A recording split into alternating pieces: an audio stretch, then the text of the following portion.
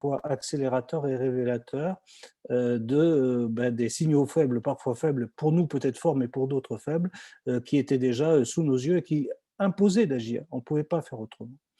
En conséquence, on a marié pour le forum, ça je viens au forum évidemment, on a marié les deux notions, c'est-à-dire à la fois la pandémie, mais pas sous l'angle, parce qu'il a été largement débattu au travers de nombreux webinaires, virtual meetings et autres, non pas qu'est-ce qu'il faut faire aujourd'hui pour y faire face, parce que là, il y a peut-être, c'est un autre débat, mais qu'est-ce que la pandémie va nous amener à faire après, une fois qu'on commencera à en sortir? Et qu'est-ce qu'elle va nous amener à faire pour faire face à ce nouveau fléau qui est celui des menaces sanitaires?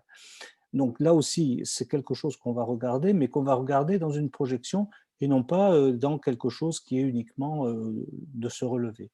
Et deuxièmement, effectivement, on va regarder tout cela sous les autres aspects sous 2 angles.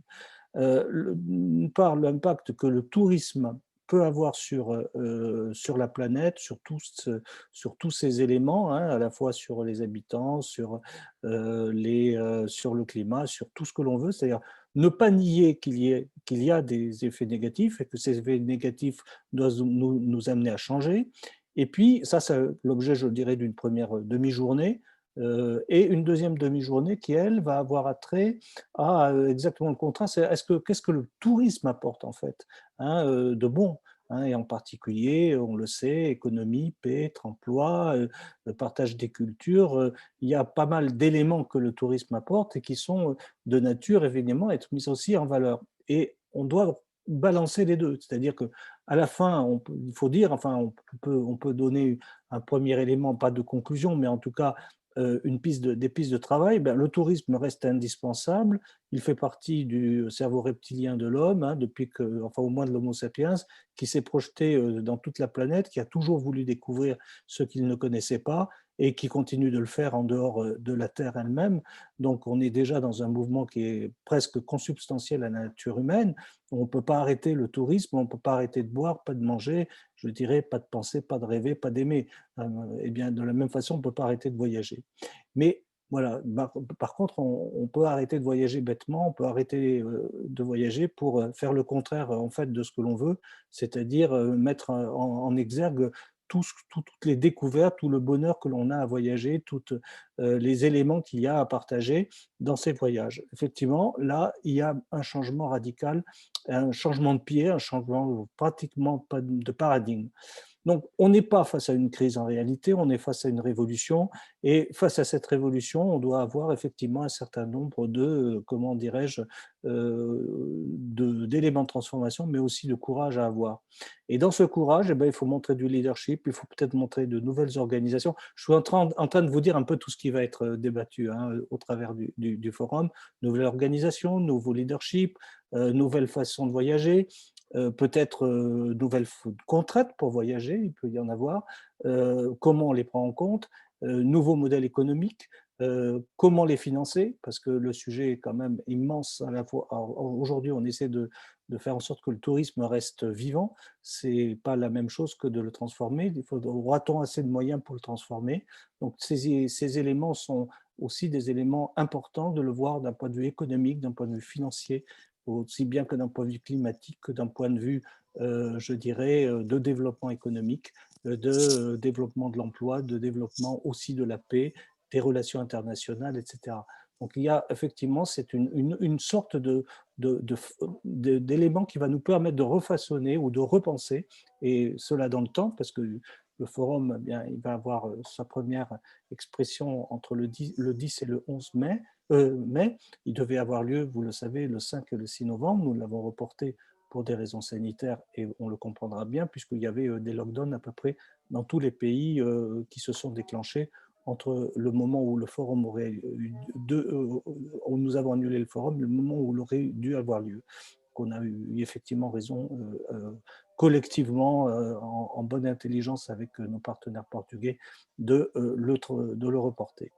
Voilà. Alors à la place, peut-être certains d'entre vous ont pu voir un teaser, une sorte de goût donné j'ai tellement l'habitude de le présenter en anglais que je ne sais même plus le présenter en français, j'en suis désolé. Et d'un teaser, un goût, d'éléments de langage ou des objectifs qui ont été donnés. Si vous l'avez regardé, vous avez dû voir qu'on a mis en exergue, je dirais, 3 temps. Un premier temps qui était le temps un temps bon, comme il s'agit toujours dans ce genre d'éléments, d'avoir des key speakers, hein, Madame la secrétaire d'État, Sorab Pololikashvili et évidemment Gloria Guevara, qui ont été donnés les éléments un peu systémiques. Et puis nous avons eu droit, et puis donc notre ami qui était présent, Frédéric Lisée, dont on parlera lui-même, nous avons eu droit à un peu une mise en bouche de ce que pouvaient penser les millénials, c'est-à-dire ces nouvelles générations qui montent, mais non pas sous un angle d'interdit de voyager, mais de comment voyager autrement.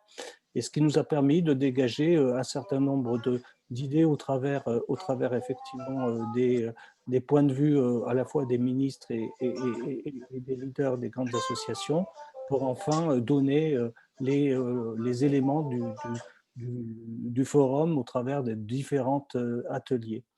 Forum, il y aura à peu près, comment je dirais, il y aura même pas à peu près, il y aura une vingtaine d'ateliers, une vingtaine de sessions plénières, et il y aura entre 8 et 12 ateliers. Pour l'instant, il y en a 8, mais je pense qu'on va remonter à notre idée initiale d'en faire 12, ce qui va nous permettre de réintégrer des problématiques qu'on n'avait peut-être pas forcément complètement cernées, et puis d'autres qui sont venus évidemment titiller notre intérêt dans la période effectivement que nous vivons. Voilà un petit peu ce que je peux vous dire à titre générique, à titre, je dirais, de commencement, d'introduction. Mais peut-être Jean-Pierre va nous dire pourquoi le Portugal, pourquoi on a choisi le Portugal, Jean-Pierre. Est-ce qu'on a bien fait d'ailleurs? Je suis persuadé que oui. Déjà, bonjour à tous et à tous, et à tous. Effectivement, dans un premier temps, il était pour nous important de positionner le Portugal dans cette ligne, justement, cette stratégie que nous avions depuis quelques années maintenant, et cela donc bien avant toutes les problématiques qui sont survenues depuis le début de la pandémie sur la réflexion sur un nouveau tourisme, sur une nouvelle façon de consommer, etc. Bien avant cela, effectivement, nous n'étions pas les seuls, hein, je ne vais pas dire le contraire, nous n'étions pas les seuls. Nous avions cette ambition de faire du Portugal une véritable destination soutenable, durable. Alors, une fois que ça s'est dit, concrètement, comment ça se passe? Parce que nous avons tous, finalement, quelque part, cette ambition. Mais, nous sommes allés un peu plus loin puisque nous avons, établi dans notre plan stratégique, national, donc, établi par notre gouvernement, par nos autorités de tutelle, un plan ambitieux sur 10 ans, puisque c'est un plan 2020-2030 qui s'appelle justement tourisme durable. Et donc, depuis quelques années maintenant, c'est vrai que nous avions cette démarche. Et puis lorsque, Christian et Frédéric, ont commencé à parler plus concrètement de ce projet, et puis c'est un projet qu'ils, mûrissaient depuis, pas mal d'années maintenant. Ils n'avaient pas encore, choisi leur destination, si je puis dire, mais c'est un le ce bébé sur lequel ils réfléchissent depuis, pas mal de temps maintenant. Eh bien, est effectivement un très beau projet, et lorsqu'on a commencé à en parler, eh bien, c'est venu assez naturellement. Alors vous me direz de mon côté, c'est normal, hein, que je me prêche pour ma paroisse, mais ce qui était très agréable, c'est de sentir du côté des organisateurs de cet événement, des initiateurs de cet événement, à la fois Christian et Frédéric, eh bien une volonté de voir, ou du moins de reconnaître, dans le Portugal, eh bien la possible destination, ou le possible partenaire, qui avait cette légitimité. Parce que très honnêtement, Christian et Frédéric n'auraient eu aucun mal à trouver, une destination partenaire pour un tel événement. C'est-à-dire que nous imaginons bien que, beaucoup, se seraient candidatés, ou auraient répondu par la positive, à leur invitation.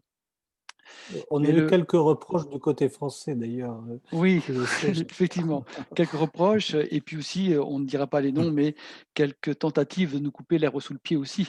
À nous, quand je dis nous, c'est-à-dire le Portugal, et aussi, à vous, puisque certains avaient même des projets, on va dire, en copiant votre idée, de ce bel événement.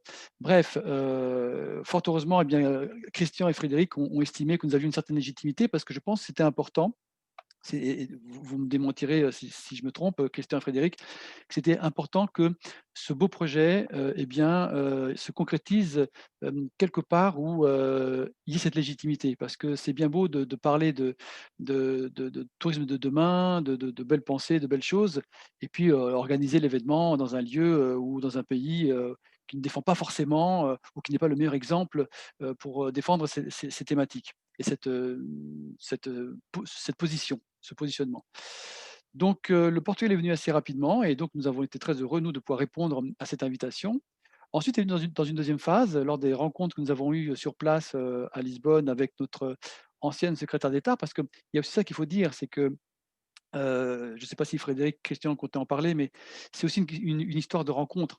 C'est-à-dire que, à la fois Christian et Frédéric, ont eu un espèce de coup de cœur pour notre, alors je dis ancienne secrétaire d'État au tourisme parce que depuis, elle est passée, elle est devenue ministre, de la sécurité sociale au Portugal. Mais en tout cas, il y a un peu plus d'un an et demi, lorsque on a commencé plus sérieusement à parler du projet, eh bien, ils ont eu le coup de cœur aussi pour notre secrétaire d'État qu'ils ont estimé être très dynamique et voilà, bref. Donc tout ça, c'est pour vous dire que c'est une histoire de rencontre, c'est une histoire de de de d'affinité, et de légitimité. Après, le choix de la ville d'Evora, c'est venu plus tard, dans une rencontre que nous avons eue à Lisbonne, avec, la secrétaire d'État, donc l'ex-secrétaire d'État madame Ana Mendes Godinho et notre président du tourisme du Portugal, Luís Araújo. Il y avait donc moi-même, Christian, Frédéric et dans les discussions, nous sommes arrivés, à la conclusion qu'il fallait le faire, quelque part justement où on était loin des villes, avec du surtourisme, et cetera. Donc même si, au Portugal, on est encore loin de certains cas de surtourisme, mais tout de même, on a estimé que ce n'était ni Lisbonne, ni Porto ou l'Algarve qui aurait pu être le meilleur exemple. Donc l'idée est venue avec, voilà, au fil des discussions, Évora, parce qu'Évora, ça avait à la fois l'avantage d'être accessible puisque c'est, aux portes de Lisbonne, donc accessible pour le monde entier, qui arriverait sur, l'aéroport de Lisbonne.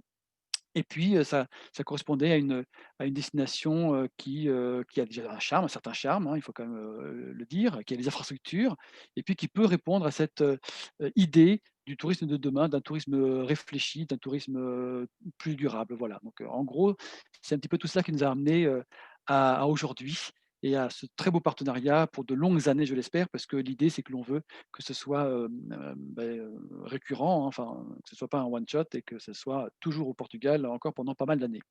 N'est-ce pas Christian, n'est-ce pas Frédéric? Alors, si on dit, Évora, il faut dire plus précisément aussi, l'université d'Évora. Vous m'entendez? Parce que moi j'ai une connexion instable apparemment. L'université d'Évora qui est un véritable bijou, hein. Si vous connaissez, Salamanque, si vous connaissez Coimbra, eh bien, vous avez quelque chose qui ressemble de très près. À la fois, qui a des racines dans le passé, un ancien collège de jésuites, hein, on va dire, mais aussi qui, a je dirais des feuilles et des branches sur l'avenir, puisqu'il y a aussi, au sein même de l'université, une formation, de tourisme. Donc on s'est un peu appuyé aussi sur eux pour, pouvoir, nous accompagner avec les étudiants. L'idée, c'est de pas de faire un énième forum d'entre-soi, c'est de faire un forum dans lequel les professionnels, les gouvernements sont évidemment là. Gouvernement, quand on dit gouvernement, c'est au sens anglais du terme, c'est-à-dire ça inclut bien évidemment les gouvernements locaux, mais aussi et surtout d'autres parties prenantes.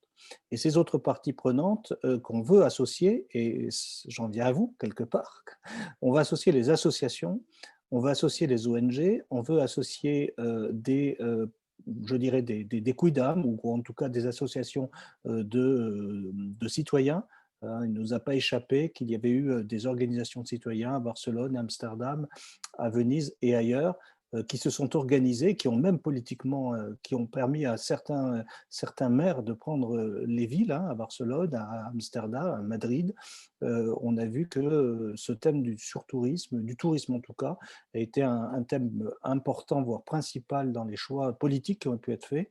Et donc, il est important effectivement que cette émergence de la société civile viennent aussi dans le forum, ce qui n'est pas le cas dans les autres forums internationaux. Et enfin, aussi d'y associer les académiques, les universitaires, des gens qui ont réfléchi ou qui réfléchissent aujourd'hui à la fois dans tous les domaines dont j'ai parlé, que ce soit des domaines liés à l'environnement, liés à l'économie bien sûr, liés aussi à la culture, liés à d'autres éléments de recherche hein, qui nous seront utiles. Et donc, il y a plusieurs professeurs émérites qui participeront, à la fois des Américains, des Français, des Anglais, des Allemands, enfin même des Asiatiques. Donc il y a un beau panel de ce côté-là. Et enfin, évidemment, puisqu'on était quelque part, il fallait inclure la population locale et les habitants. Et c'est la raison pour laquelle il va y avoir aussi un village qui sera accessible par tout le monde, hein, dans lequel nous espérons qu'il y aura des échanges assez importants et qui permettra aussi d'y accueillir start-up et autres partenaires qui peuvent avoir envie de se confronter je dirais, et à la population d'une part et d'autre part aux dirigeants qui seront présents lors du forum. Donc un forum 360 degrés. Et enfin, ce n'est pas un forum pour rien. Inspiré un peu de ce qu'on peut voir sur les différentes COP, à la fin du forum, on prendra des engagements qu'on va appeler les commitments, les Spirit of Evora Commitments d'ailleurs, et qui seront des engagements que nous suivrons dans le temps, en tout cas dans l'année qui viendra, et pour lesquels nous ferons le point à la session d'après, c'est-à-dire l'année d'après. Et pour à la fois ou les confirmer, les orienter, voire les modifier, et bien sûr rajouter un certain nombre d'engagements. Et comment on va s'inspirer pour faire ces engagements? On va s'inspirer de plusieurs sources. D'une part, des travaux des ateliers eux-mêmes, puisque j'ai dit il y a 8 à 12 ateliers, ces ateliers sont là pour nous proposer ces engagements, mais aussi de toutes les contributions qui auront pu avoir été faites par tous nos partenaires. Donc votre contribution, votre livre blanc va, je le dis pour Fabio, s'il est encore là, tout à l'heure, oui, je le vois, votre livre blanc sera non seulement mis en exergue sur notre site, mais sera utilisé pour faire des propositions en input, évidemment, puisque de toute façon, c'est un travail collectif, mais c'est un travail dans lequel contributif, dans lequel on va trouver d'autres livres blancs. Le WTTC a fait une contribution, ETC a fait une contribution, Nextour, que vous connaissez, qui est l'organisation des régions soutenables, fait aussi une contribution, et d'autres. Hein, bien évidemment, on a des contributions qui viennent d'autres pays et d'autres parts du monde. Mais ces contributions vont être tout à fait utiles. Et les mettre en écho, les mettre en exergue, eh bien, ça va nous donner l'occasion d'accélérer la pensée.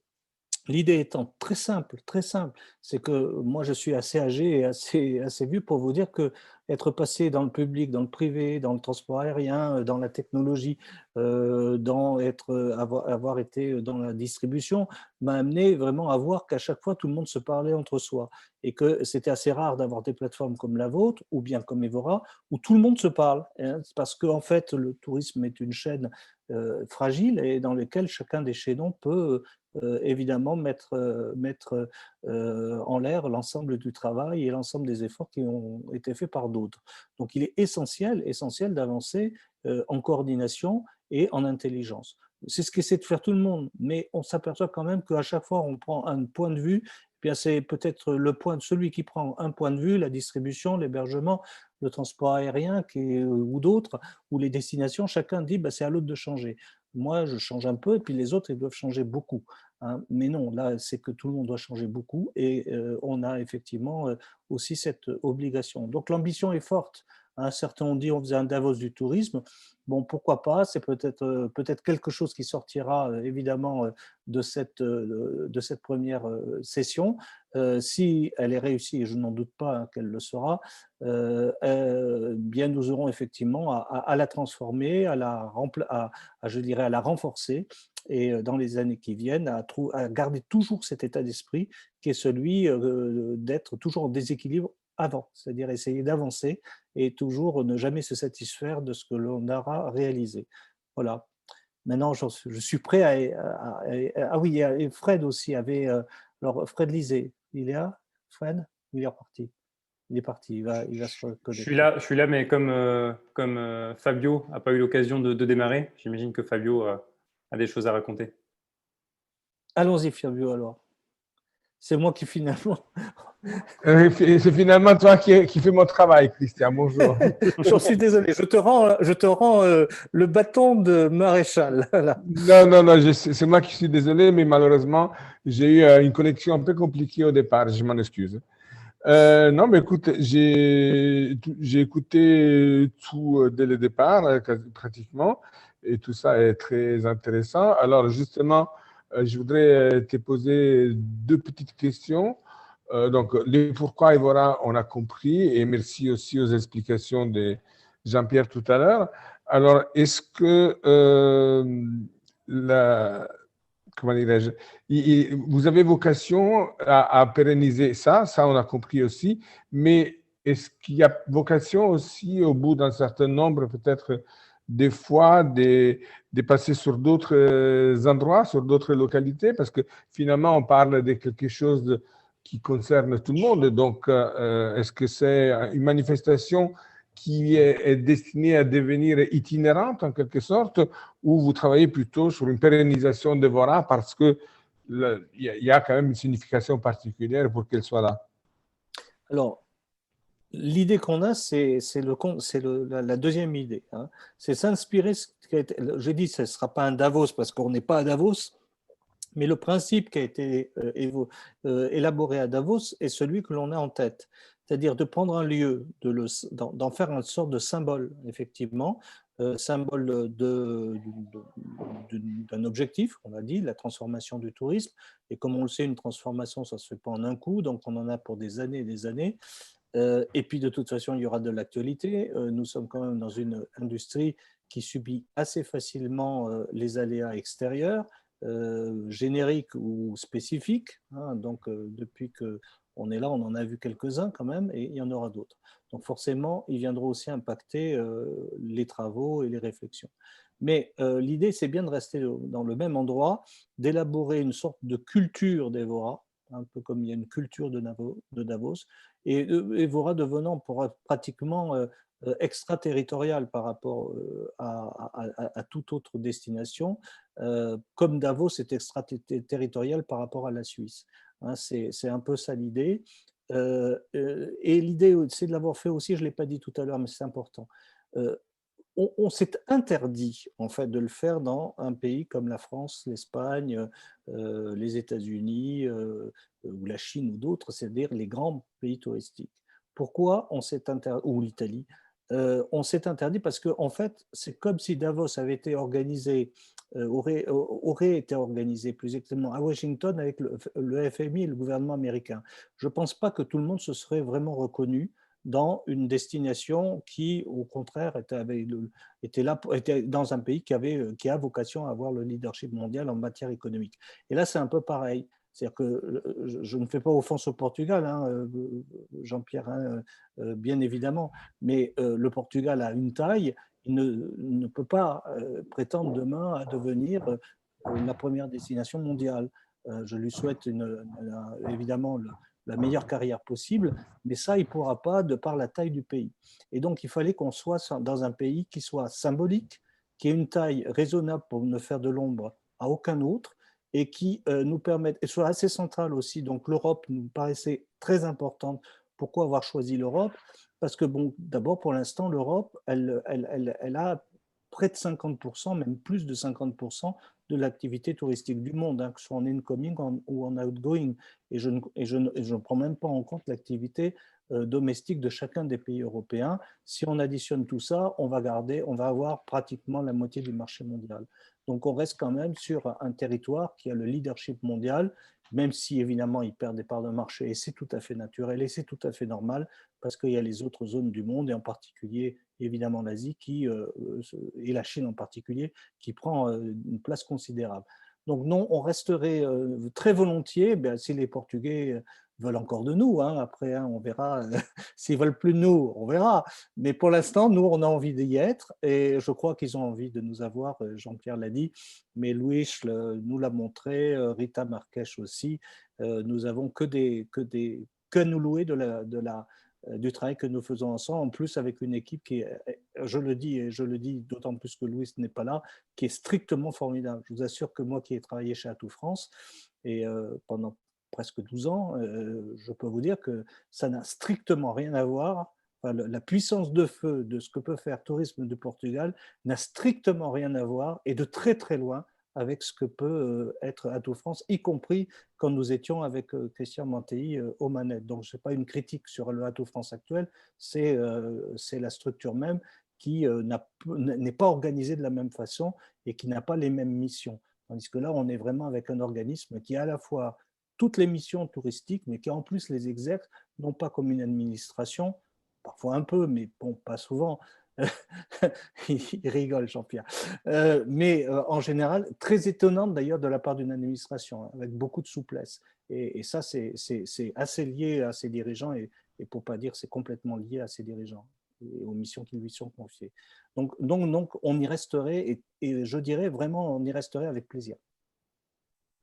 Eh bien, écoute, alors j'espère que demain, nous pourrions parler plutôt, en parlant de Davos, d'Annévora de l'économie, pourquoi pas, hein? Oui, parce que la partie économique est importante, mais elle n'est pas que économique, hein. Le Non, non, tourisme, bien sûr. d'ailleurs, j'ai regardé de près, hein, la constitution de Davos, hein, au tout début, et au tout début, ça a été construit justement parce que, pour les mêmes raisons, c'est que l'économie parlait à l'économie, et il n'y avait pas beaucoup de remise en cause des modèles.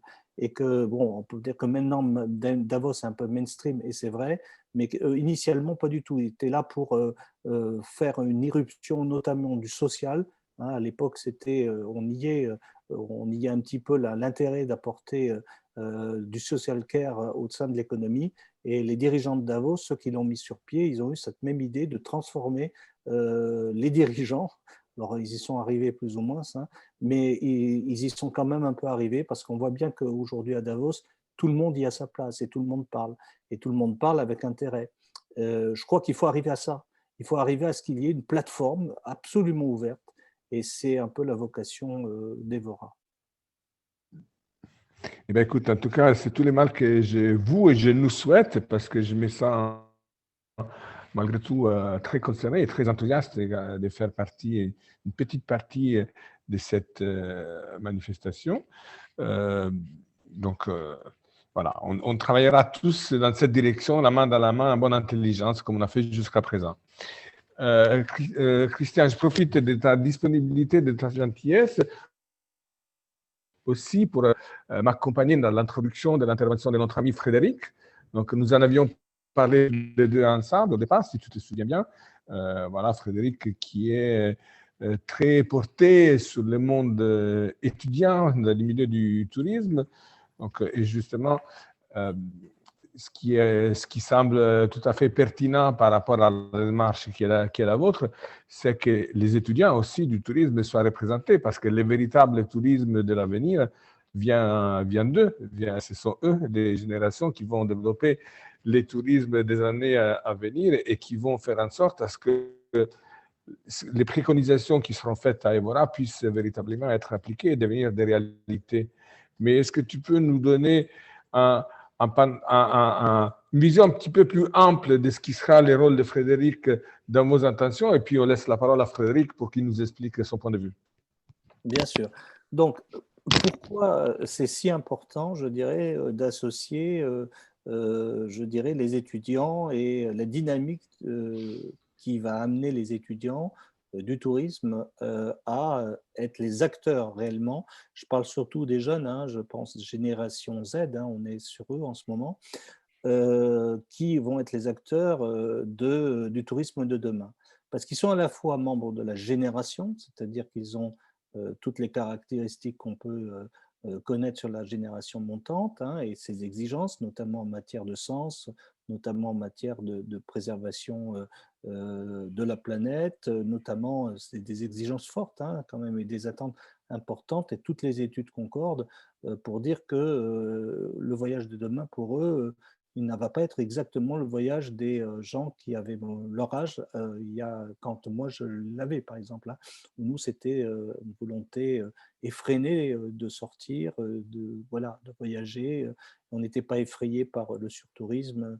On n'avait certainement aucune conscience du mal qu'on pouvait faire au travers de nos voyages. Donc ça, c'est déjà une caractéristique forte qui, je dirais, n'est pas négligeable. Et puis la deuxième, elle est un peu systémique par rapport à notre propre profession. Moi, il ne m'a pas vraiment échappé depuis des années qu'on n'est pas dans une profession qui a, je dirais, toutes les faveurs des carriéristes de la terre entière. Et c'est vrai pour la France comme c'est vrai ailleurs, hein, ce n'est pas du tout différent. Et donc, il y a à créer une dynamique dans laquelle il y a effectivement à ce que cette génération apporte de la fierté quelque part.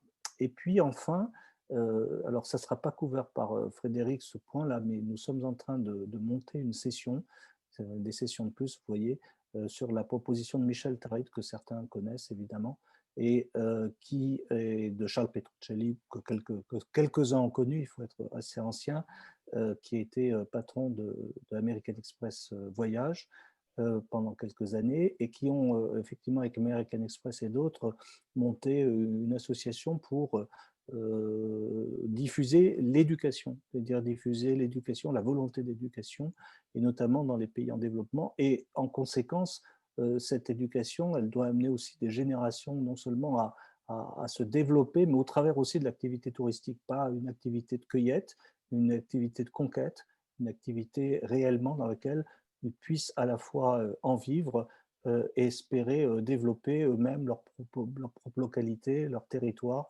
et leur pays. Donc il y a effectivement convergence entre les deux objectifs. À la fois redonner, redorer le blason, si j'ose dire, des formations touristiques, et d'autre part embarquer des nouvelles générations, des nouveaux pays dans une aventure qui reste certainement une des plus belles aventures de demain, parce que notre secteur d'activité, hein, il a vocation à être beaucoup plus en phase avec l'avenir, c'est-à-dire le sens que l'on va rechercher et donner au travers des activités humaines. Et on le voit aujourd'hui profondément dans d'autres activités, que ce soit l'alimentaire, que ce soit même le transport, où il y a beaucoup de questionnements, ou que ce soit l'industrie, l'énergie. On voit bien que tout ça change à une vitesse grand V. Et une chose qui m'a aussi apparu aussi intéressante, c'est de voir que dans les grandes écoles, dans les universitaires, il y en a de plus en plus des gens qui choisissent des carrières dans le voyage et dans le tourisme. Et donc là aussi, c'est assez intéressant de pousser un peu les feux pour qu'on ait encore plus, je dirais, de cerveau, encore plus de capacité de développement et de fierté. J'avais dans mon temps, mais j'ai abandonné l'idée d'écrire un livre qui aurait été, dont le titre aurait été « Ne dites pas à ma mère que je suis dans le tourisme, même me croire dans une salle de marché ». Et je pense qu'aujourd'hui, c'est encore plus vrai. Hein. Moi, j'ai fait HEC, je peux vous dire que j'étais un vilain petit canard d'aller dans le tourisme, ou même dans les transports à l'époque. Tous mes collègues, tous mes compagnons ou compagnonnes allaient vers la finance ou vers le marketing, dans la grande distribution et dans les grandes marques. Et on était très, très peu à aller vers d'autres. Et là, c'est un peu moins vrai, mais ce n'est pas encore gagné. Donc, il y a beaucoup, beaucoup de travail à faire. Donc, Frédéric, alors, Bien, merci beaucoup, Frédéric là-dedans, il va avoir, je dirais, ce rôle-là, d'être le représentant de cette volonté, et il va pouvoir l'exprimer au travers. Alors là, on n'a pas encore totalement décidé, Frédéric, mais il y a deux options. La première option, ça sera de refaire ce que nous avons fait dans le teaser, c'est-à-dire une session Millennials, dans laquelle, eh bien, lui prendra la parole. Effectivement, il faudra qu'il change un peu l'angle de vue, mais pas forcément beaucoup, dans la mesure où je crois que la meilleure des choses en formation, c'est de répéter les choses. C'est comme ça que ça rentre. Et puis deuxièmement, d'avoir peut-être la possibilité, ça sera en fonction de cette nouvelle session sur Future for Work, hein, c'est une sorte de visualisation que ce que pourra être le métier du tourisme à l'avenir. Et donc là, peut-être que c'est une opportunité aussi pour porter la parole de la nouvelle génération et surtout des étudiants et des gens qui étudient dans le tourisme. Sachant que tout le monde n'étudie pas chez Vatel. Donc, tout le monde, voilà. Donc, ceux-là, je ne me fais aucune illusion. Ils ont déjà un avenir. Mais les autres, Bien, merci Christian. Et je te rejoins effectivement sur le fait qu'on espère tous que la formation va évoluer aussi avec ces nouvelles idées qui sont en train de mûrir et qui vont certainement s'affirmer davantage après Evora et d'autres manifestations similaires qui vont avoir lieu. Eh bien, je suis maintenant ravi d'accueillir mon ami Frédéric Lisée, qui va nous en dire un petit peu plus sur son parcours d'abord, sur le pourquoi il a souhaité s'impliquer dans cette aventure avec Evora et nous éclaircir un petit peu sur, sur son rôle lors du forum d'Evora.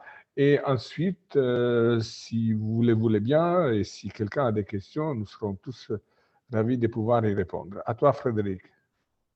Ça marche. Bonjour à tous et merci à toi aussi, Fabio et Christian. Alors, pour revenir sur le contexte, comme le disait Jean-Pierre justement tout à l'heure, c'était aussi une question de rencontre avec Fabio, Sabri, hein, l'équipe de Respire cet été, et puis Jean-Pierre, même si on se connaissait déjà un petit peu avant. Qui m'ont effectivement mis en relation donc, avec l'équipe Frédéric et Christian. Et donc, je suis vraiment ravi d'avoir eu cette invitation, cette opportunité de rejoindre le forum, de porter effectivement la voix des étudiants. Je pense que naturellement, c'est dans le prolongement des nouvelles activités que j'ai commencé cette année. Donc, il y a un challenge, un concours national à destination des étudiants en tourisme. Donc, national dans un premier temps, et j'ai déjà une vision internationale. Voilà, j'ai vraiment une envie avec une expansion à l'international en lien avec aussi mon parcours professionnel. Et puis, depuis aussi quelques mois, j'ai commencé à être formateur dans les écoles de tourisme. Donc, vraiment autour du tourisme d'aventure, tourisme responsable, durable. C'est aussi pour ça que je viens d'obtenir, voilà, j'ai décidé de faire une formation un petit peu plus poussée avec une organisation internationale sur le tourisme durable pour être certainement encore plus crédible, mais pour approfondir mes connaissances dans le domaine du tourisme durable. Puisque justement, j'ai l'opportunité, via le forum et via mes différentes activités parallèles, d'être au contact des étudiants. Ça a commencé il y a 3-4 mois et je suis déjà en contact avec plus de 400, 500, plusieurs centaines d'étudiants. Donc, c'est un peu le rôle aussi que je vais avoir au sein du forum. Donc, j'ai eu l'opportunité d'intervenir rapidement début novembre. Là, dans 6 mois, donc ça sera en présentiel. Donc, il y aura un impact, à mon avis, encore plus intéressant. Comme le disait Christian, effectivement, l'intervention reste encore à définir. Mais le message, on l'a compris, c'est donc de mobiliser la nouvelle génération, la communauté des millennials, sachant que j'ai aussi une certaine sensibilité réseaux sociaux. Je développe des contenus sur les réseaux sociaux. Donc, l'idée, c'est aussi de les embarquer justement dans cette aventure du forum, mais aussi sur les réseaux sociaux pour partager un peu les best practices, finalement, du tourisme durable. J'ai eu la chance, dans mon parcours, de travailler pour des sociétés internationales dans le voyage aventure, dans le tourisme durable. Donc, tout ça, c'est un peu connecté, c'est mobiliser, sensibiliser et emmener justement cette nouvelle génération à réfléchir à un tourisme plus vertueux, plus responsable. Donc, voilà, tout naturellement, je pense qu'il y avait une vraie place au sein du forum. Très bien, Frédéric. Merci beaucoup et merci de ton enthousiasme et de ton implication. Je suis certain que ça va, une fois de plus, se donner des résultats très intéressants et très édifiants. Bien. Est-ce que maintenant, parmi les personnes qui sont ici avec nous cet après-midi, il y en a quelques-unes qui souhaiteraient peut-être poser des questions plus précises?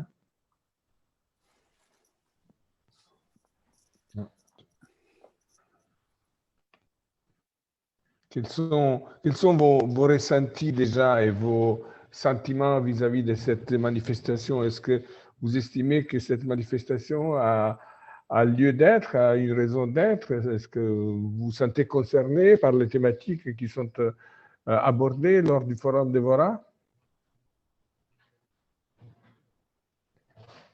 Je vois, il y a Maud, par exemple. Maud, qu'en penses-tu? Ou Fanny? Fanny, je vois Oui, que bonjour.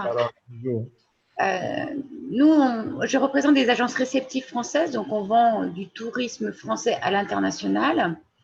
Et on a vu apparaître depuis quelques années un très grand intérêt, par exemple, des Américains, notamment sur cette question du tourisme durable, plus éthique, moins de masse, avec beaucoup d'envie de rencontrer du local, de faire marcher une économie de village, de pouvoir rentrer chez les gens, de pouvoir avoir une interaction avec la France, pas profonde, mais la France vraie, on va dire. On se pose énormément de questions quant à nous en termes logistiques sur ce tourisme durable avec l'utilisation des green cards, voilà, il y a tout un schéma dans le tourisme durable, une refonte dans le tourisme durable de nos propres pratiques à nous en tant que professionnels de terrain.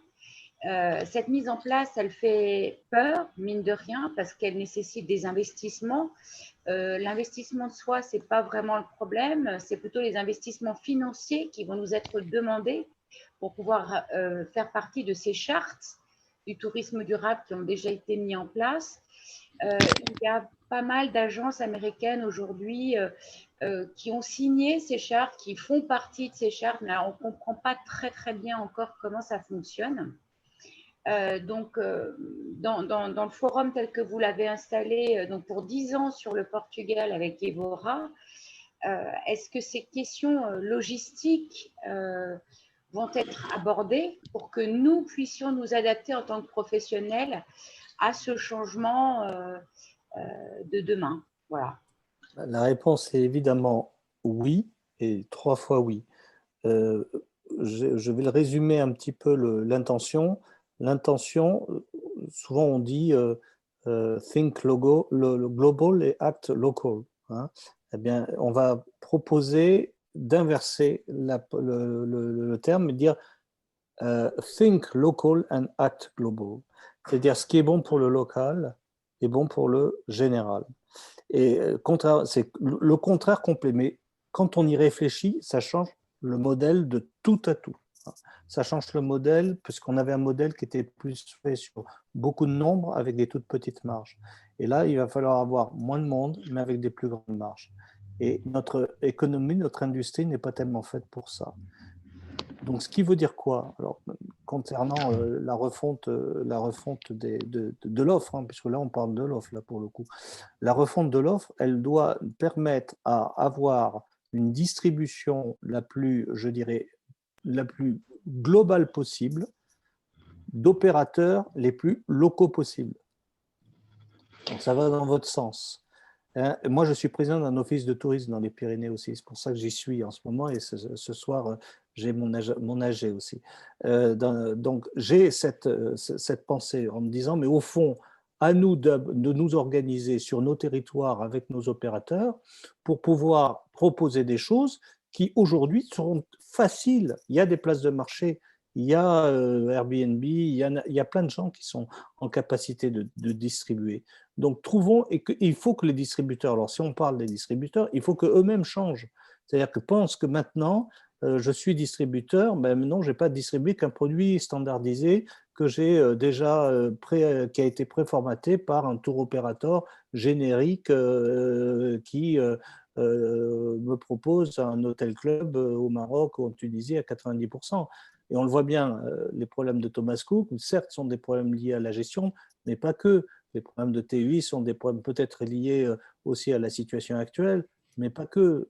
Tous ces colosses avaient des pieds d'argile et tous ceux qui ont misé sur des volumes importants avec des petites marges, eh bien, ils sont énormément fragilisés dans une période où, effectivement, les volumes vont être beaucoup plus bas. C'est vrai pour l'aérien, c'est vrai pour les hôtels et c'est vrai pour les unités touristiques, parcs de loisirs et autres. Donc, on a effectivement un changement assez global.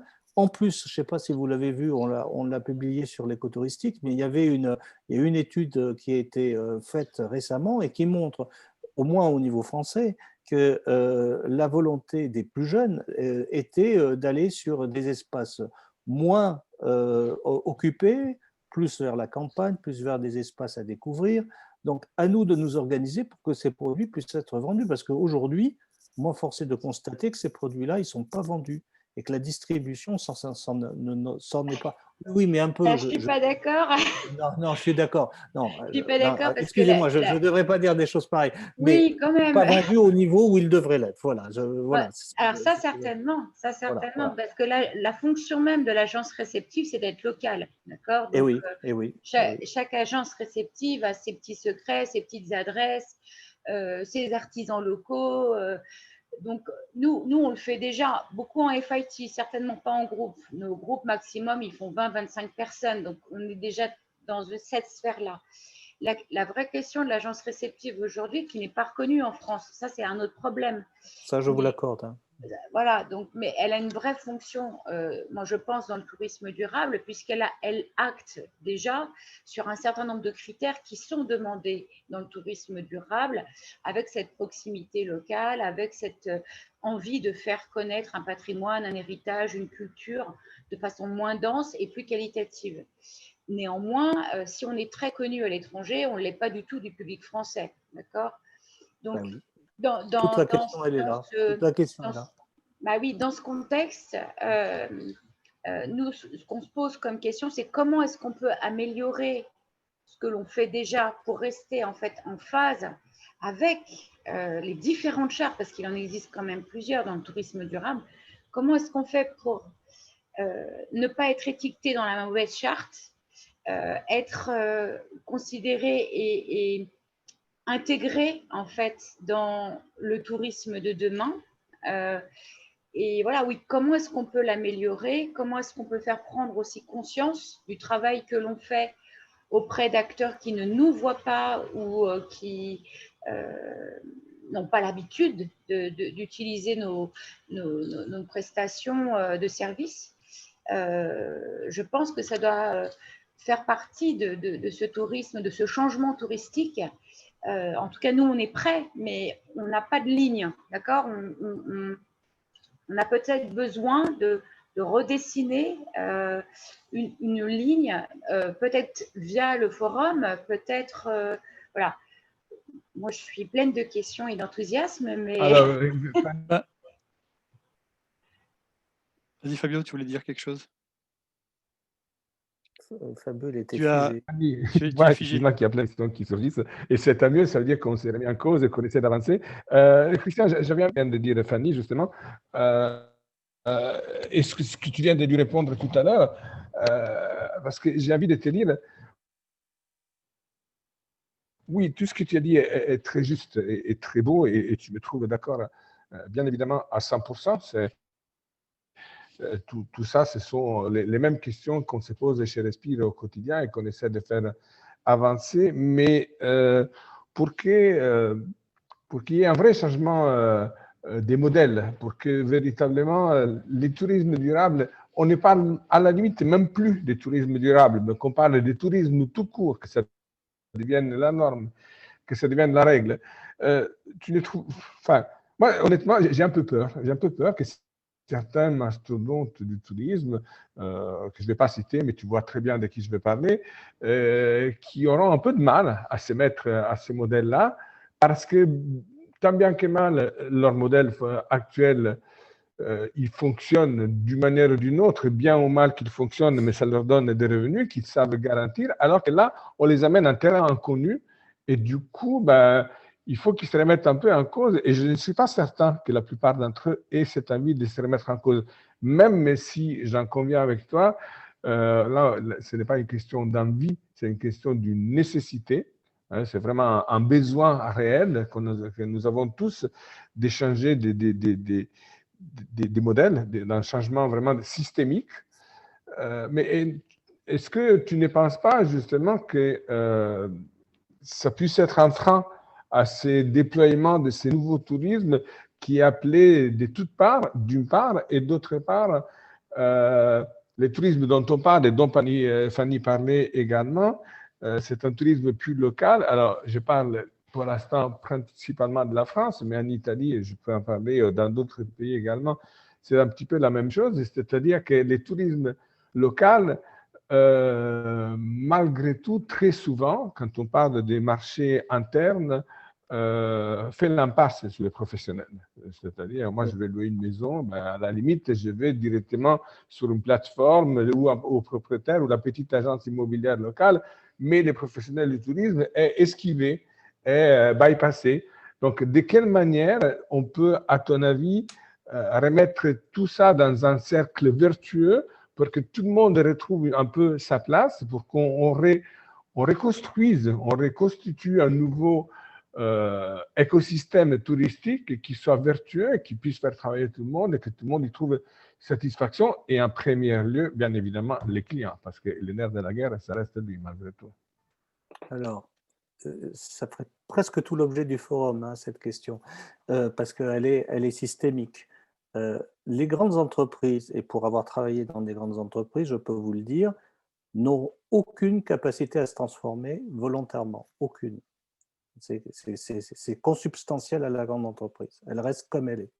Donc, elle ne se transforme que quand elle y est complètement contrainte, ou économiquement, ou d'un point de vue marketing, d'un point de vue commercial. Il y a quelque chose, ou bien d'un point de vue réglementaire, il y a quelque chose qui va la pousser à se transformer. Mais naturellement, elle ne se transforme pas. Parce que structurellement, ces processus de décision font qu'il y a une très grande inertie à la transformation. Et en général, il y a une pression en plus sur, vous l'avez dit, hein, sur les retours sur investissement à très court terme. Donc ça déjà, ne comptons pas trop sur elle pour qu'elle se transforme. Par contre, moi ce que je vois arriver, c'est qu'il y a des alternatives.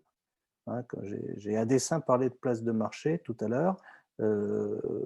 C'est à la fois Big Brother, c'est vrai, mais c'est aussi la chance de pouvoir distribuer dans le monde entier des produits qui sont structurés et qui sont proposés localement. Donc là, il faut réfléchir à leur émergence.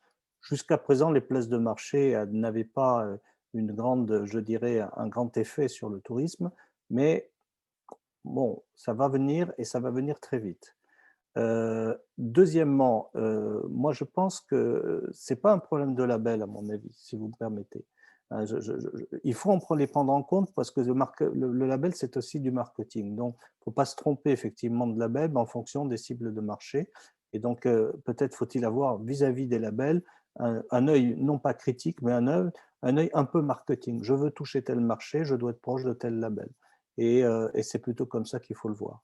En revanche, c'est quelle est l'offre unique que l'on peut proposer. Si c'est simplement de l'hébergement, eh bien même je crois les gros n'y résisteront pas, hein, les gros tour opérateurs n'y résisteront pas. L'hébergement seul, strict, il passe évidemment de plus en plus en direct ou en tout cas via les plateformes dites places de marché. Je mets Airbnb dedans, hein, bien sûr.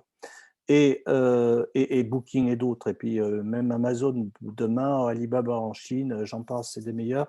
Il y en a plein, la tendance est tellement forte qu'elle est plus à démontrer. Maintenant, comment, je pense, moi, alors là je vous parle à titre personnel, peut-être à titre opérationnel dans mon coin, comment on peut se distinguer? On peut se distinguer par l'expérience client qu'on peut apporter. Moi, je crois que c'est le plus important. C'est-à-dire que la capacité qu'on a à apporter une expérience spécifique me paraît être l'élément le plus déterminant dans la façon demain de proposer des produits et des nouveaux produits. Pas se tromper sur la distribution, c'est clair. Deuxième élément, c'est pas se tromper sur la distribution et s'appuyer effectivement sur la capacité locale de production. Donc vous êtes en termes, autant il y a 10 ans, on aurait eu cette discussion, et j'étais chez Atout France, en parlant du réceptif. Alors j'aurais eu quoi? J'aurais eu des mots tout à fait pro-formatés pour vous dire qu'on s'intéressait à vous, mais la vérité c'est que non, on ne s'intéressait pas au réceptif. Hein, à aucun moment. Et pourquoi? Ben parce qu'en France, les gros réceptifs pourvoyeurs je dirais, de bataillons d'étrangers, ils sont étrangers, ils ne sont pas français. Donc en fait, oui, on s'intéressait aux réceptifs, certes, mais voilà, c'est les Chinois, les Américains, etc., ou les grandes sociétés de réceptives anglo-saxonnes qui étaient déjà sur notre marché. Ceux-là, oui, mais développer un système de réceptif, ce n'était pas possible, en tout cas, ce n'était pas dans le scope. Maintenant, je pense que les choses ont changé. Et je pense qu'on peut, là, pour dire, remercier un peu la pandémie, parce qu'elle va retourner, elle retourne la crêpe d'un certain côté. D'un côté, elle est un peu trop brûlée, et de l'autre côté, elle n'est pas encore assez cuite. Donc, il faut la retourner, et à partir de ce moment-là, on va voir arriver des initiatives, mais ces initiatives ne pourront fonctionner que lorsqu'il y aura un alignement des partenaires au niveau local. Et ben c'est pour ça que je dis Think Local, parce qu'en fait, je pense que la sortie de tout cela, elle viendra de toutes les initiatives locales qui pourront elles-mêmes se concrétiser sur, je dirais, une mise à disposition plus globale. Et c'est ça qui est en route. Voilà. Moi, je ne vous parle pas d'Evora, là, pour le coup, je vous parle de ma propre opinion. Hein. Et à Evora, il y aura des gens qui penseront le contraire. Et c'est justement parce qu'il y a des gens qui penseront le contraire par rapport à ce type d'approche qu'on va approcher d'une certaine vérité, approcher d'une certaine capacité à comprendre ce qui va se passer. Parce qu'aujourd'hui, vous avez raison, le plus compliqué, c'est aussi de ne pas se tromper sur les pas que nous allons devoir faire rapidement dans les années et mois et peut-être semaines qui viennent. C'est-à-dire que les premiers pas vont justifier effectivement les pas d'après. Donc là, oui, vous avez raison, mais je ne pense pas que ce soit un problème de normes. Moi, je n'irai pas le mettre sur un problème de normes. J'irai sur un problème de compétences, de capacité de rassembler des expériences locales et de pouvoir les marketer. Ça, c'est votre boulot. Moi, je suis en train simplement de décrire celui d'un réceptif, hein, ni plus ni moins. Hein.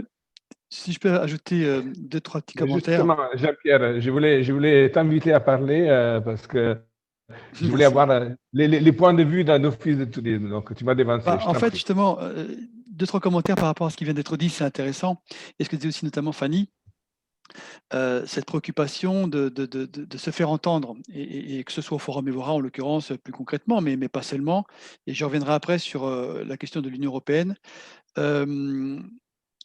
Déjà, la première chose, c'est qu'il y aura une voix portée, c'est ce qui a été dit jusqu'à maintenant, c'est-à-dire qu'avec ce Forum Évora, tout comme avec Respire, il y a notamment un point commun qui vient comme ça à l'esprit, c'est de donner la parole aux gens du terrain, ceux qui d'habitude ne parlent pas, ou à qui on ne donne pas la parole.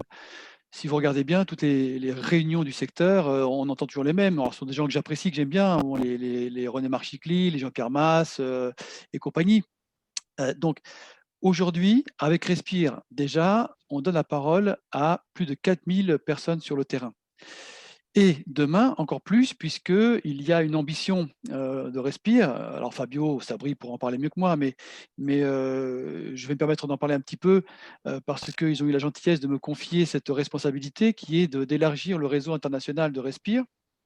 D'ailleurs, je vois qu'il y a Fabrizia avec nous. Fabrizia, je n'ai pas encore eu l'occasion de la rappeler, mais qui s'était proposé aussi pour m'aider dans cette tâche. Eh bien, l'idée, c'est que justement, on puisse apporter une parole, non seulement donc du terrain français, mais du terrain dans une dizaine, actuellement, je crois qu'il y a plus d'une dizaine déjà d'antennes ouvertes de Respire un peu partout en Europe et dans le monde. Et d'ailleurs, le livre blanc, ça c'est pour répondre un petit peu aussi à ce que disait Fanny concernant cette harmonisation, cette question de label, etc. C'est justement l'une des nombreuses propositions, préconisations, conclusions de notre livre blanc. Le livre blanc qui va être présenté, enfin il est déjà téléchargeable, hein, mais qui sera en tout cas bien présenté et dont quelques-unes des propositions seront incorporées dans les commitments, comme disait Christian, à Evora. Donc, auprès de qui de droit? Auprès de ceux qui décident, du législateur, de tous les décideurs, de tous les acteurs du secteur, de l'industrie. Eh bien, il y a justement une proposition concernant une espèce d'harmonisation pour faciliter la communication sur la virtuosité, si je puis dire, d'un séjour ou d'un package. Plus que des labels, parce que des labels, c'est très compliqué, il y en a beaucoup, et réussir à harmoniser des labels, ça va être très très dur. Chacun a son ambition, il y a des labels en Europe, il y a des labels français qui sont très bien, comme ATR, etc. Enfin, et nous avons préconisé quelque chose du type, un peu ce qu'on trouve dans la nutrition, dans les aliments, quand vous faites vos courses, c'est le NutriCode. Donc quelque chose qui pourrait se rapprocher d'un NutriCode, mais pour l'aspect donc de la durabilité ou la virtuosité du produit que vous allez acheter ou du transport que vous allez acheter, que vous allez réserver. Ça pourrait être harmonisé. L'idéal, ce serait harmonisé au niveau européen et au-delà. Ça fera partie en tout cas des propositions que l'on va faire. Et donc pour revenir à la question donc, de la part que prend le tourisme, il y a quand même une bonne nouvelle. Je ne sais pas si c'est le Covid qui a contribué ou pas. Mais vous savez qu'il y a la présidence de l'Union européenne qui est prise par un pays de l'Union européenne tous les 6 mois. Il se trouve que la présidence de l'Union européenne, à partir de janvier, c'est le Portugal qui va la prendre. Eh bien, sachez que le tourisme, pour la première fois, va vraiment incorporer le planning, le calendrier des discussions de la présidence de l'Union européenne. C'est-à-dire que dans le calendrier aujourd'hui établi des réunions, du programme, des discussions entre les différents membres de l'Union européenne, eh bien, le tourisme va prendre une part importante comme il ne l'a jamais prise. Donc, c'est déjà une bonne nouvelle. Et notamment, la même semaine que le Forum Évora, il y aura une réunion des ministres de l'Union européenne dans le cadre de cette présidence qui se déroulera au Portugal, la même semaine donc, que le Forum. fort heureusement, ce n'est pas les mêmes dates, et dont le thème va être justement tourisme durable, le tourisme de demain, en quelque sorte. Il faut croire qu'ils nous ont copiés, hein, Fabio. Ils sont inspirés de toi. Et donc, voilà, pour dire que c'est une considération qu'il y a aujourd'hui, qu'il n'y avait pas encore il y a quelques temps. Et souvenez-vous, il y a à peine un mois et demi, le commissaire de l'ONU, Antonio Guterres, ou le secrétaire général, je ne sais pas comment on l'appelle, Secrétaire général. c'est un secrétaire général, voilà. Le secrétaire général, merci Christian, de l'ONU, Antonio Guterres, a fait un discours, un petit teaser, un petit clip, parlant du poids du tourisme dans l'économie, de son importance d'un point de vue social, sociétal, politique, économique. Bref, chose qui n'était jamais arrivée. Jamais le numéro 1 de l'ONU n'avait fait une communication que sur le tourisme. Donc, c'est plutôt de bon augure. Et donc, voilà, c'était juste pour vous apporter ces petites remarques. Et concernant aussi le fait que, quand tu disais, Christian, la nécessité de penser local et ensuite global. Agir Voilà, agir global, localement, penser exactement. local. Et penser local, voilà. Justement, on pense même, et là je vais parler plutôt au nom du Portugal, puisque c'est très récent, hein, cette semaine on nous a présenté à notre siège ce qui va être notre stratégie pour les prochaines années et notre communication, et on va l'annoncer dans ces prochains jours. Et pourquoi j'en parle? C'est parce que je voulais vous transmettre cette idée que nous allons avoir, alors ça peut paraître un petit peu, c'est un peu délicat parce que j'en parle parce que je suis du tourisme du Portugal, mais j'ose le dire, je pense être un petit peu ambitieux, et nous espérons que les autres destinations, les autres pays vont prendre le pas de cette idée. Et quelle est cette idée?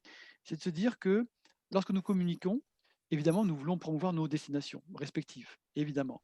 Mais je pense qu'aujourd'hui, à l'heure actuelle de la situation, avec la pandémie, avec ce qui s'annonce demain, la reprise qui va être difficile, qui va être lente, longue, eh bien, il est venu le temps où on doit se réunir et plutôt que de parler uniquement en son nom, il faut parler universel et penser, être d'autant plus altruiste. Et c'est ça que nous allons faire. Nous allons, dans notre campagne pour début janvier, nous allons communiquer sur un meilleur tourisme, visiter mieux. Avant même de dire visiter le Portugal, on va passer un message, faites un meilleur tourisme, quelle que soit la destination que vous choisissez.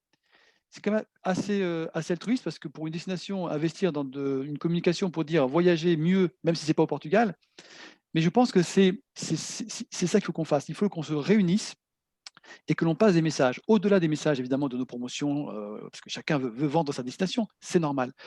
Mais il faut que l'on prenne les choses en main sur une communication pour inciter le consommateur aussi à changer, et aussi inciter ceux qui font l'offre à changer.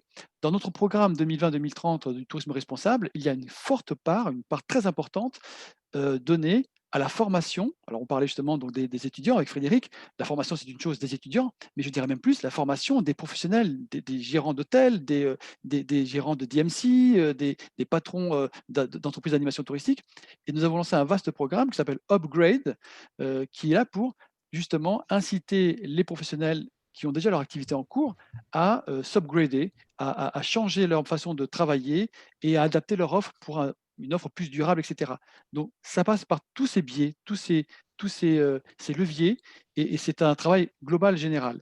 Et c'est un petit peu de tout ça qu'on veut parler à Evora. C'était pour en terminer là. Alors, si je peux compléter, voyager mieux, c'est effectivement un des objectifs fondamentaux, mais ça me fait appel à une idée qui est très nouvelle aussi.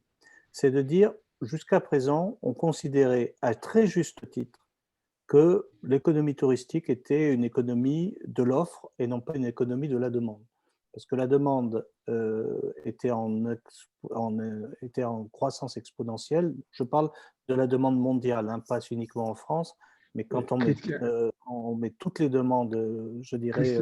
Christian, oui, excuse-moi de t'interrompre, mais est-ce que tu ne crois pas que ça, c'était peut-être quelque chose que nous avions imposé en tant que professionnels? Mais oui, bien sûr.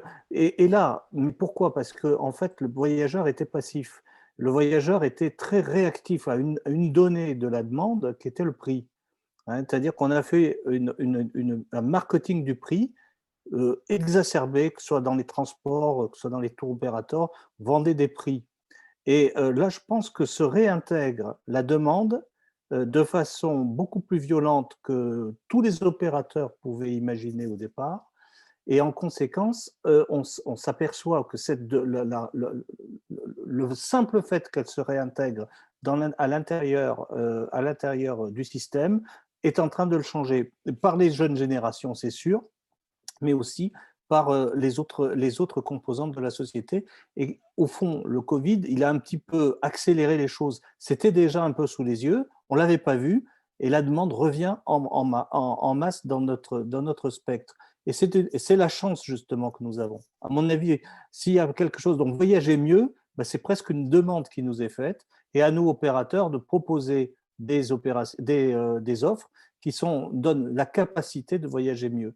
Je crois que c'est une des milléniales, il se trouve que c'est ma fille, mais je la cite, je ne devrais pas le faire, qui lors du teaser a dit il faut en fait que vous, opérateurs, vous fassiez plus des propositions qui vont dans le sens de ce que nous voulons et nous le choisirons.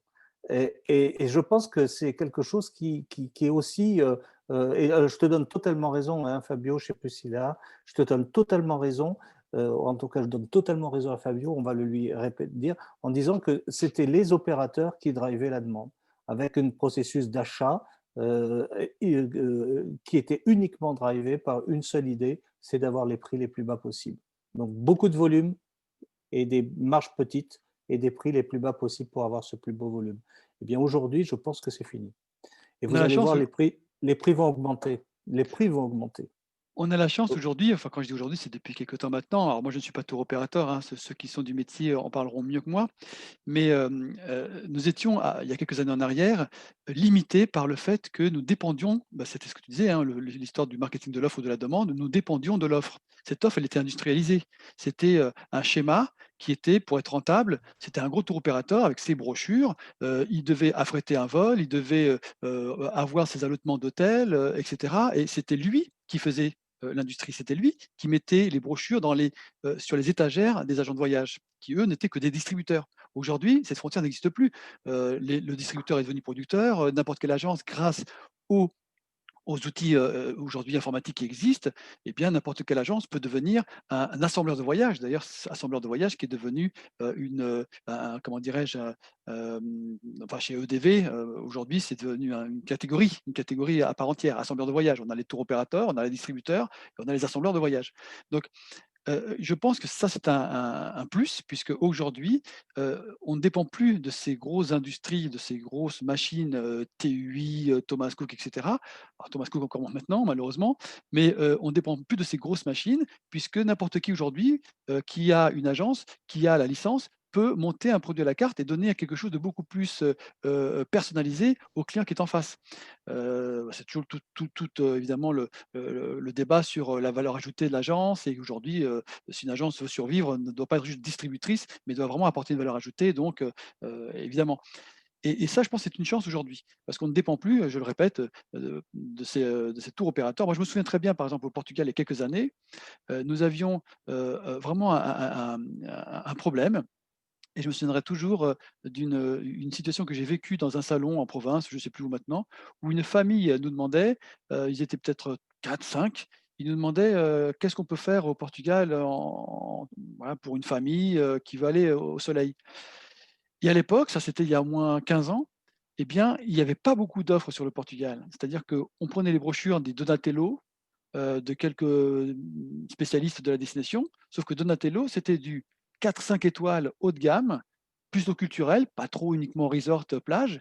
Et donc, je me suis retrouvé à montrer à ce père de famille des hôtels 4-5 étoiles de la brochure de Donatello, en comprenant très bien que je n'étais pas du tout en phase avec ce qu'il recherchait.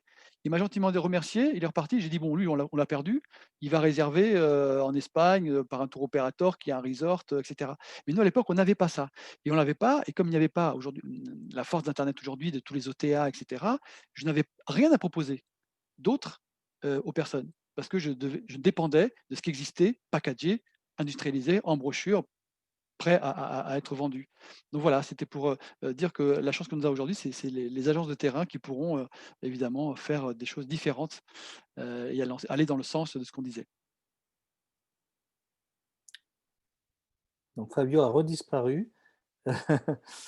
Oui, il m'a écrit pour me dire qu'il avait un problème de connexion. Donc là, il est en train de. Il m'est arrivé la même chose d'ailleurs, hein. Il a fallu que je recommence. Donc il est en train de procéder de la même façon pour revenir parmi nous. Et je crois que Eric avait une question à poser, si c'est toujours le cas. Oui, bonjour. Evora, normalement, la V1, c'était prévu au mois de novembre. Avec un contexte, c'était ce qui était, ou à ce moment-là, par exemple, l'aérien disait, bah ouais, ce sera comme avant, peut-être 1 an, dans 2 ans. Bon. Maintenant, on est 6 mois après.